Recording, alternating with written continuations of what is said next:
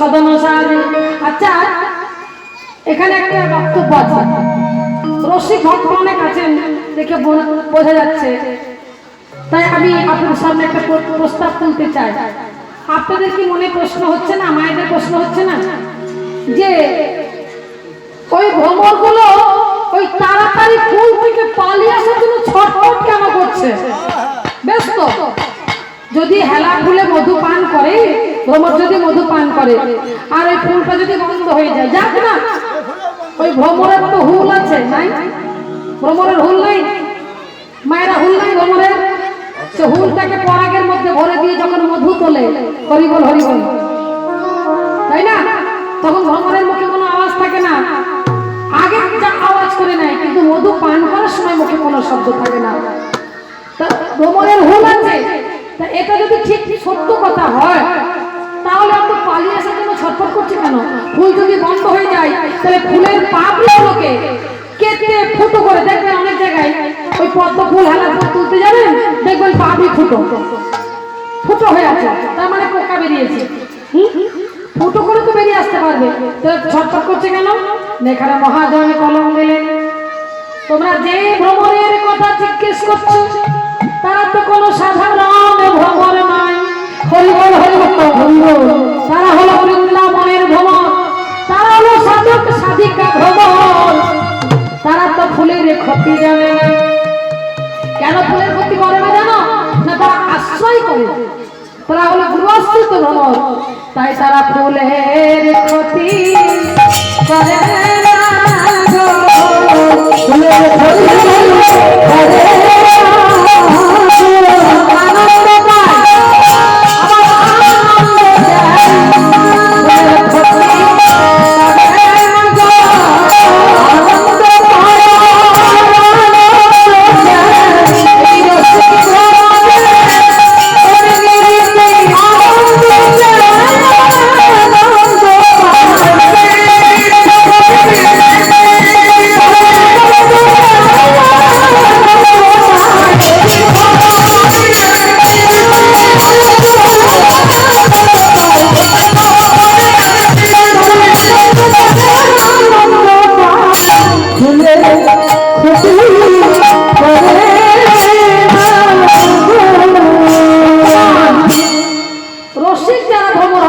ফুলের ক্ষতি করে না। আর যারা জীব ভ্রমর হবে, জীব ভ্রমরটা ওষুধের মতো, এই ফুলে বসবে, ইচ্ছা মতো নিজের ভালো লাগার মতো মধু পান করবে। ফুলের কি কষ্ট হলো নাকি সুখ হলো দেখবেন, ভালো লাগলো মধু খেলো, ফুলের পাপড়ি ভেঙে দিয়ে আর একটা ফুলের উপরে গিয়ে বসবে। হরিবল হরিবল। এই যুগে, এই কলিকালে এরকম জীব ভ্রমণের সংখ্যাটাই অধিক হয়ে গেছে। সাধুগুরু বৈষ্ণবের সংখ্যা অনেক কম, রসিক ভ্রমণের অনেক কম, জীব ভ্রমণের সংখ্যাই বেশি, তাই তো সংসারে এত জ্বালা, এত অশান্তি। হরিবল হরিবল হরিবল। এই রসিক ভ্রমণ যারা হয় তারা ফুলের ক্ষতি করে না, ফুলে মধু পান করে আর গোবিন্দ সেবার জন্য ফুল তুলে রাখে, যে ফুল তো আমার নয়, মধুটা আমি খেয়েছি, কিন্তু ফুলটা আমার গোবিন্দের। হরিবল হরিবল। তাই সেই ভাব এখানে প্রকাশ হয়েছে, জানি তাই তাই এই সমস্ত কথা আলোচনা করতে করতে হঠাৎ একটা সখী বলল, কি জানি সজনে রজনী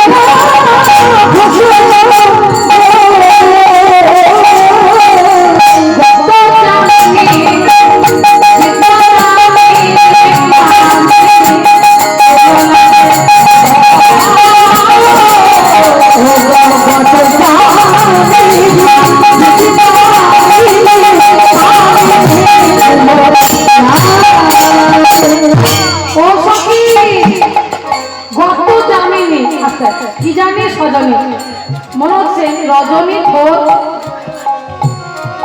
থোর হয় কি অল্প, রজনী মানে নিশি, মনে হচ্ছে এখন অল্প নিশি আছে কি জানি সজনী, রজনী থোর ঘু ঘু ঘন,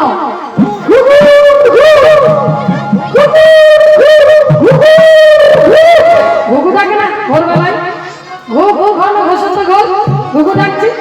গত জামিনী, গত মানে কালকে, মানে পেরিয়ে যাওয়া যে রজনী, গত জামিনী মানে গত নিশি, জিত দামিনী, জিত মানে জয় করে, দামিনী মানে আকাশের বিদ্যুৎ।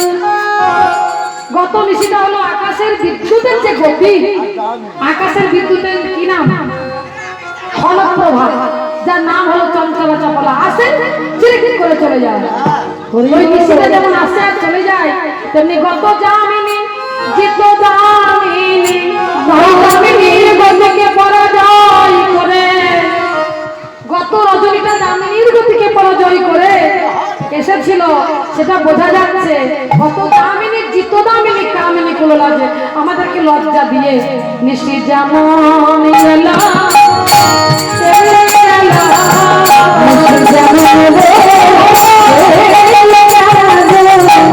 কামিনীর মনে লজ্জা দিয়ে নিশি যেমন এলো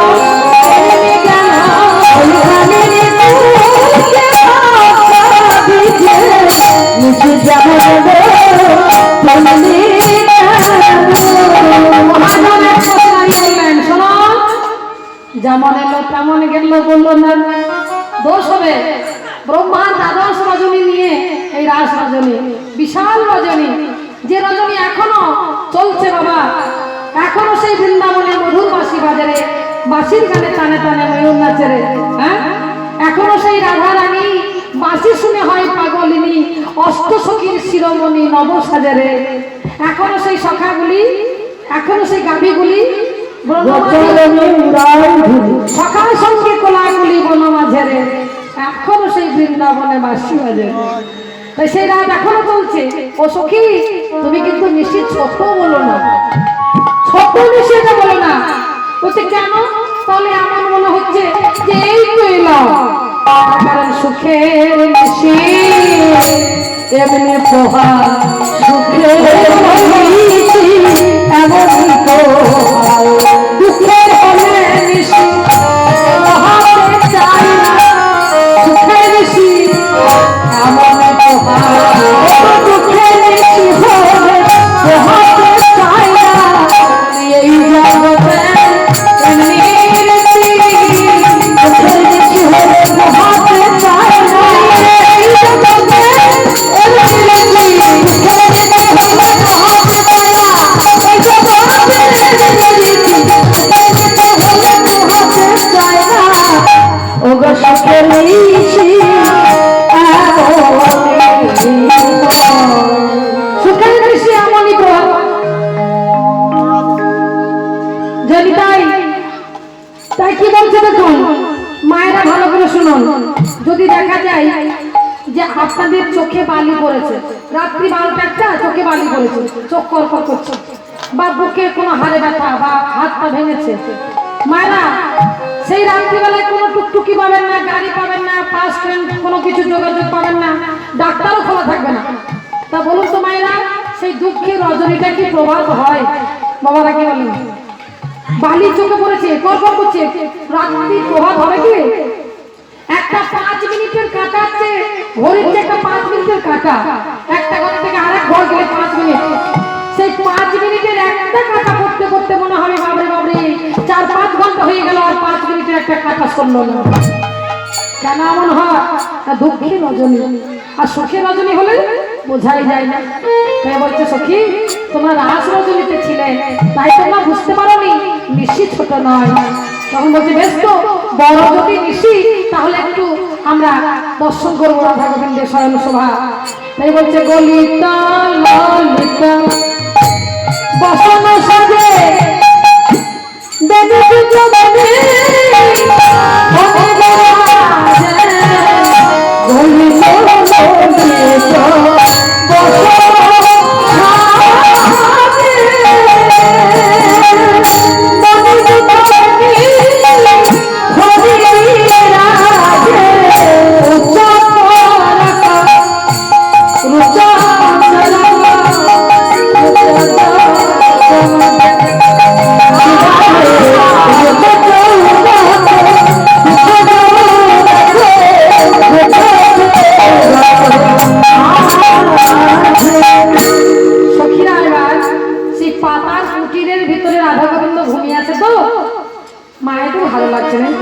তাকিয়ে বেড়াচ্ছে। মায়েরা এত চঞ্চল। দেখুন আপনারা যখন কোনো একটা ছেলে মেয়ের বিয়ে দেন, বোন ভগ্নিপতি বা শালি টালি বা ঠাকুরজি কেউ যখন বিয়ে দেন, তখন ওই বাসর ঘরে উঁকি ঝুঁকি মারার জন্য অত কেন রেডি থাকেন গো? বাসর ঘরে কি হয়েছে না হয়েছে দেখবার জন্য এদিক সেদিক উঁকি ঝুঁকি মারবে, তাকে শুকিয়ে বেড়াবে, জিজ্ঞেস করে বেড়াবে। কি মজাই যে লাগে বাপরে। আসলে কেন মজা লাগে না, ওই সম্পর্কটা আমার নিজের সম্পর্ক, সেই জন্য ভালো লাগে। কিন্তু এই গোবিন্দের যে ভালোবাসার যে যুগল, এই যুগলটা কাদেরকে ভালো লাগবে? যারা গোবিন্দকে ভালোবাসে। ঠিক তো? গোবিন্দের প্রতি যার ভালোবাসা আছে, সে গোবিন্দের শয়নের বিছানাটা কেমন, গোবিন্দের বালিশটা কেমন, গোবিন্দের শয়নটা কেমন, শোভাটা কেমন, শুনতে তার ভালো লাগবে। আর যে গোবিন্দকে ভালোবাসে না, সে কি আর অন্যের কথা শুনতে ভালোবাসবে? এটা হয়তো হয়ে যাচ্ছে, কিন্তু তা করলে হবে না। গোবিন্দকে ভালোবাসতে হবে। মা গোবিন্দ ছাড়া এই সংসারে কিচ্ছু নাই। তাকে ভালোবাসতে না পারবেন যতদিন, ততদিন এই নরক যন্ত্রণা ভোগ করতে হবে। আসা যাওয়ার সংসারে আপনাদের যেতে আসতে হবে। যেদিন একবার ভালোবাসা হয়ে যাবে, এই আসা যাওয়ার সংসারে থেকে আপনি মুক্তি পেয়ে যাবেন। সখীরা দেখছে রাধা গোবিন্দ কেমন করে শয়ন করে আছে। পাতার প্রতি ছোট্ট ছোট্ট ছিদ্র আছে।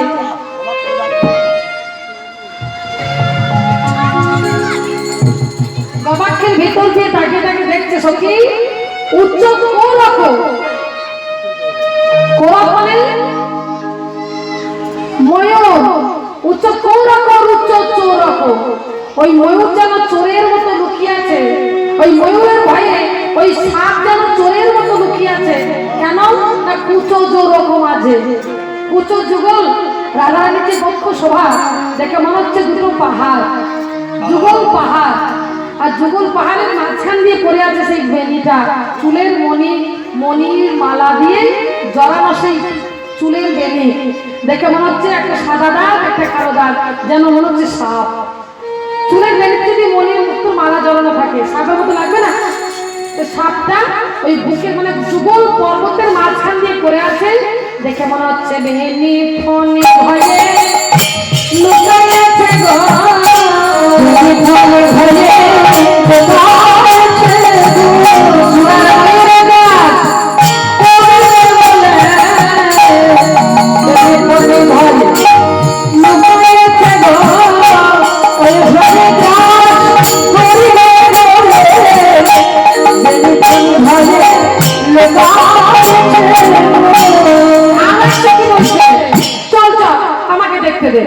সে এখন দেখছে, বলছে না তো, আমি তো লুকানো দেখছি না, আমি দেখলাম আগলে আছে,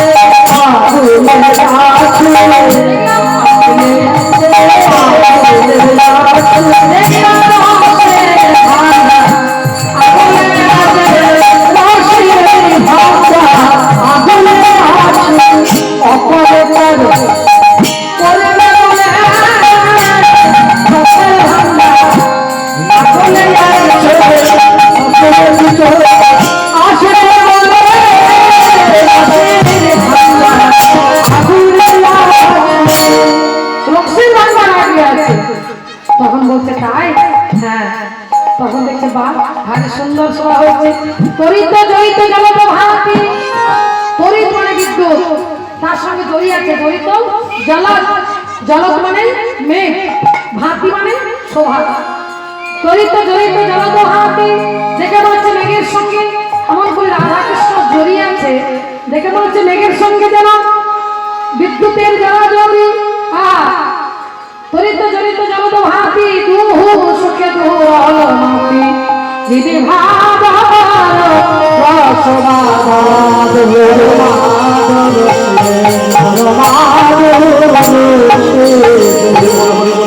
বর্তমান রাধা গোবিন্দের শোভাটা হচ্ছে বিদ্যুৎ আর মেঘের জড়াজড়ি।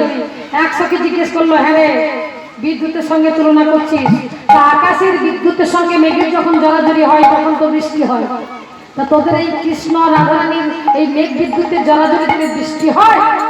জিজ্ঞেস করছে একজন সখী। তা মহাজন বলছে হ্যাঁ বৃষ্টি হয়, মানে একবারে বাদল নেমে গেছে। বাদলটা কি? যিনি ভাদ্র মাসে বৃষ্টি হয় না, ভাদ্র মাসে যখন বন্যা আসে, মানে বাদল নামে চিপ চিপ চিপ চিপ করে 10 দিন 12 দিন ধরে গাজর লেগে থাকে। সেই রকম এই 12টি রাত্রি ধরে আমাদের রাস রজনী, তাই 12 রাত্রি ধরে রসের বাদল নেমেছে। বাদলটা বৃষ্টির বাদল নয়, রসের বাদল। এটাই গৌর হরি বল, হরি হরি বল। তবে হ্যাঁ, এই বাদলে সবাই ভিজতে পারে না। বাদলে কেউ ভেজে যায়, কেউ ভেজে না, কেউ ভেজে যায়, কেউ ভেজে না। এই বৃন্দাবনে রসের বাদল, কেউ ভেজে যায়, কেউ ভেজে না। ওই বৃন্দাবনের রসের বাদল, কেউ ভেজে যায়, কেউ ভেজে না। কারা ভেজে না? এখন বলুন, এই যে আপনারা বসে আছেন প্যান্ডেলের ভিতরে, এখন যদি বৃষ্টি হয় কারা ভিজবে?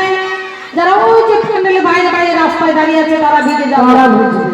আশ্রয় যারা আছেন ভিজবেন কি? আধ্যাত্মিক জগতের নিয়মটা একটু উল্টো, বলে তারাই তো ভেজে গো,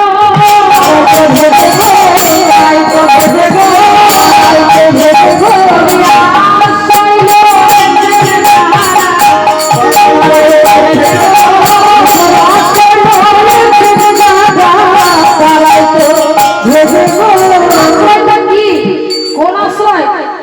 ওই শ্রী গুরু বৈষ্ণব তারাই তো ভেজে গো, শ্রী গুরু বৈষ্ণব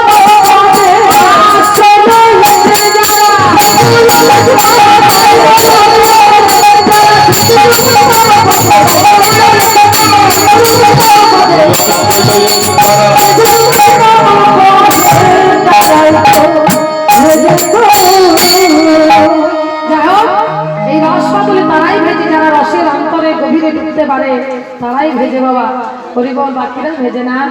যাই হোক, এমন করে রাস গোবিন্দের যুগল দর্শন করতে করতে সখীরা বলছে, বাবুরে কত বেলা হয়েছে, অনেক বেলা হয়েছে। বিপদে পড়ল যুবতী বৃন্দ, গুরুজন লাগি কহবি রস জগদান রসবতী রস রস। আজকে জগদানন্দ পদকবি উনি একবার হাসছেন, একবার কাঁদছেন। সরস আর বিরস। সরস কেন না? সরস এই জন্য যে রাধা গোবিন্দের যুগল দেখতে খুব ভালো লাগছে, তাই আনন্দ হচ্ছে। বিরস কেন না? আর তো বেশিক্ষণ দেখতে পাবো না। হরিবল, হরিবল, হরিবল, হরিবল। এই যে কীর্তনটা হবে, কবে থেকে ফোন করছে কমিটি, দিদি আসবে, গান গাইবে, হ্যাঁ কি পাড়া দেবো, এটা সেটা, হাজার প্রশ্ন, হাজার কথা যোগাযোগ করছে। কত আয়োজন করেছে দেখুন, মাইক লাইট, ভক্তদের নিমন্ত্রণ করা, কত কি করেছে। হরিবল, হরিবল।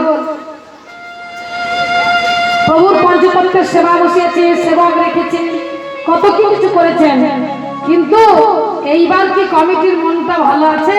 এখন এখন যদিও ভালো আছে, কিন্তু ভিতরে একটা ভয় ঢুকে গেছে। কি ভয় বলুন তো? হারানোর ভয়, যে আর তো বেশিক্ষণ থাকবে না, এই কুঞ্জবিলাস হয়ে গেলে কীর্তনিয়া চলে যাবে, হ্যাঁ ভক্তরা চলে যাবে, প্যান্ডেল মালিক প্যান্ডেল খুলে নিয়ে চলে যাবে, লাইট মালিক দেখুন লাইট খুলে নিয়ে চলে গেছে, লাইট নেই, হ্যাঁ মাইকটাও চলে যাবে, সব চলে যাবে। তখন এই জায়গাটা কি লাগবে বলুন? তোমার মরুভূমির মতো দশা হবে, যে জায়গাটা যেন তাকানো যাবে না। আবার সে 1 বছর অপেক্ষা, সামনের বছর আবার কবে আসবে। হরিবল, হরিবল। তাই মহাজন আর জগন্নাথের আর জগদানন্দের ঠিক এই ভাব। সরস রস জগদানন্দ রসবতী রসরাজে এবার সারি সুখ ডালে বসে চিন্তা করছে কেমন করে জাগানো যায়। আরে সারি সুখ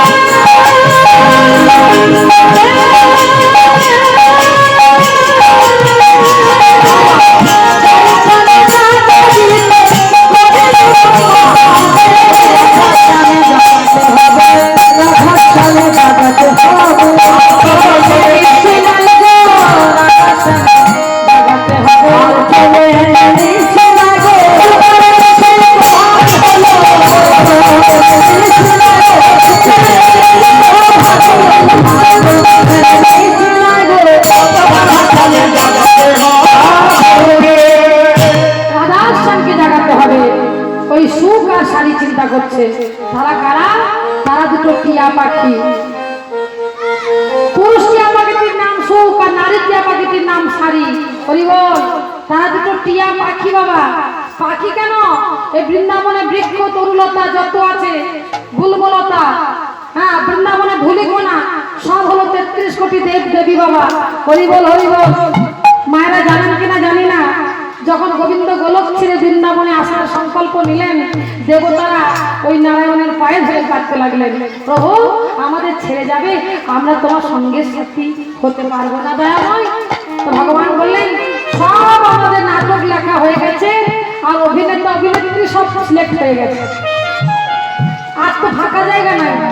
দেবতারা বলছে, প্রভু বৃন্দাবনের ওই বৃক্ষলতা ওই ধুলিকোনা তো আর লিখতে হবে না, আমাদের বৃন্দাবনে ধুলিকোনা করে নিয়ে যেও, ওই বৃন্দাবনে বৃক্ষলতা হয়ে আমরা বেঁচে থাকবো, তবু আমাদের জীবন সার্থক হবে, আমরা তোমাদের মধুর যুগল দর্শন করবো।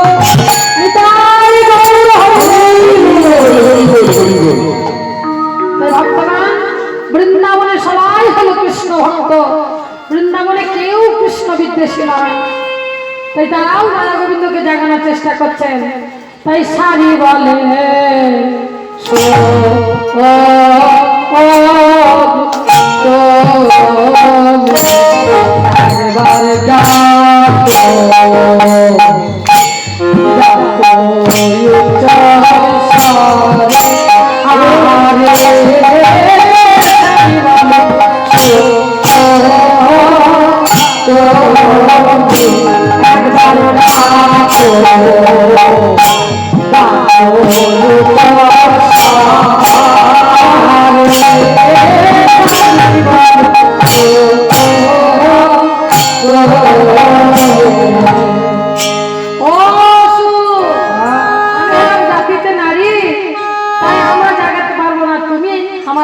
জাগিয়ে দাও।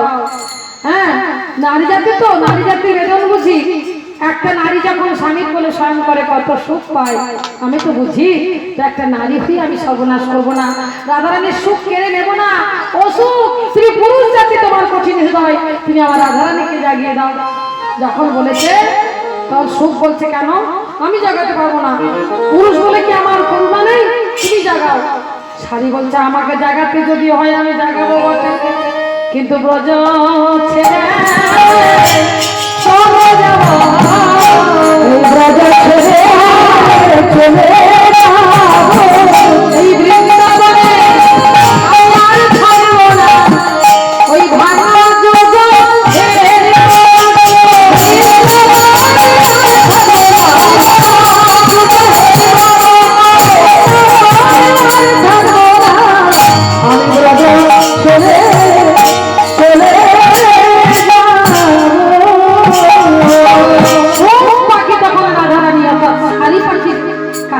নিজের হার স্বীকার করলো, বললো সারি আত্ম ইন্দ্রিয় প্রতি ইচ্ছা করে বলে কৃষ্ণ ইন্দ্রিয় প্রতি ইচ্ছা ধরে প্রেম না।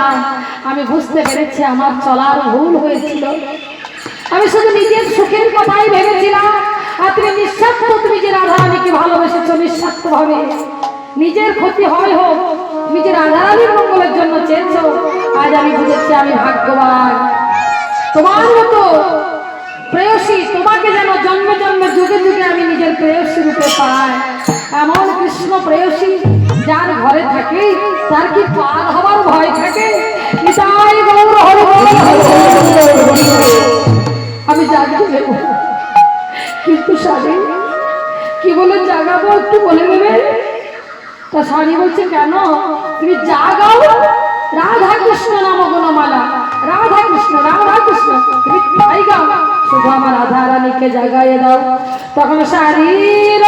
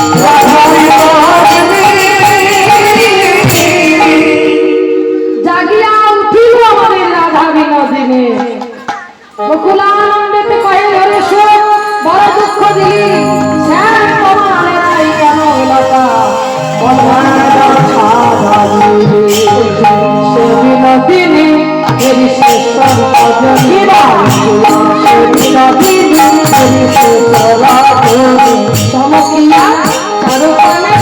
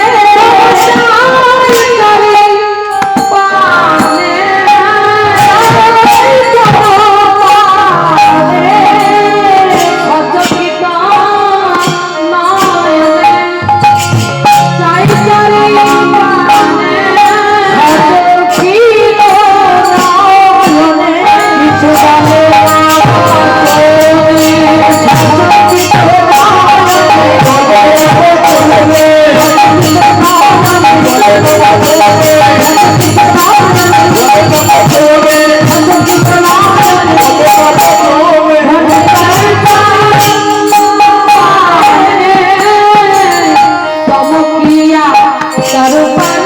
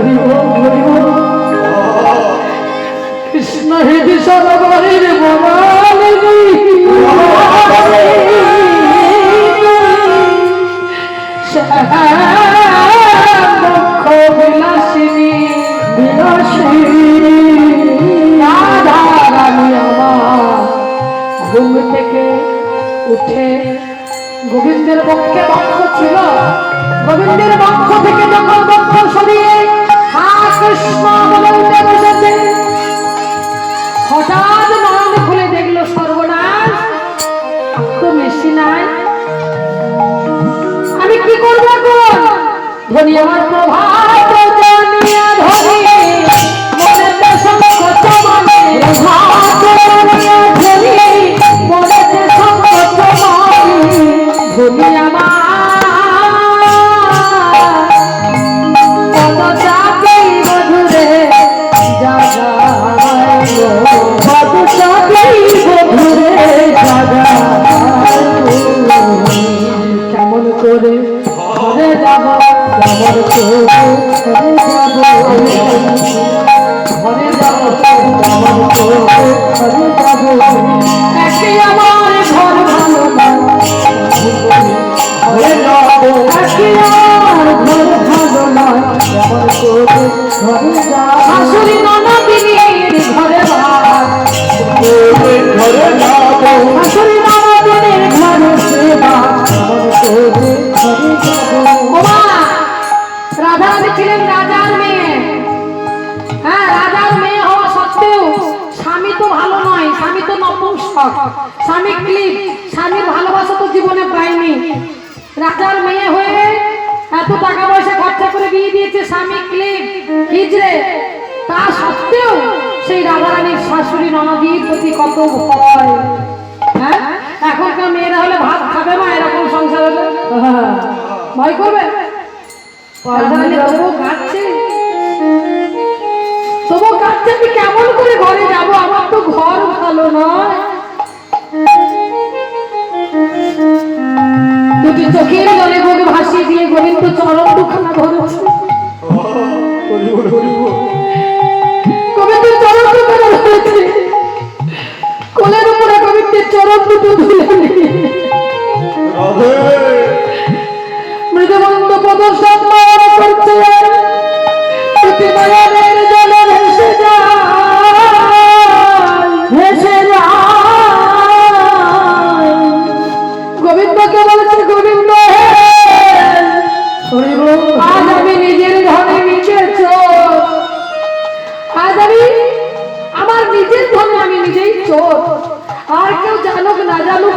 জানো যে জন্ম জন্মান্তর ধরে তুমি শুধু আমার আর আমি শুধু তোমার। কিন্তু আজ আমি তুমি আমার হওয়া সত্ত্বেও আমি তোমার কাছে থাকতে গেলে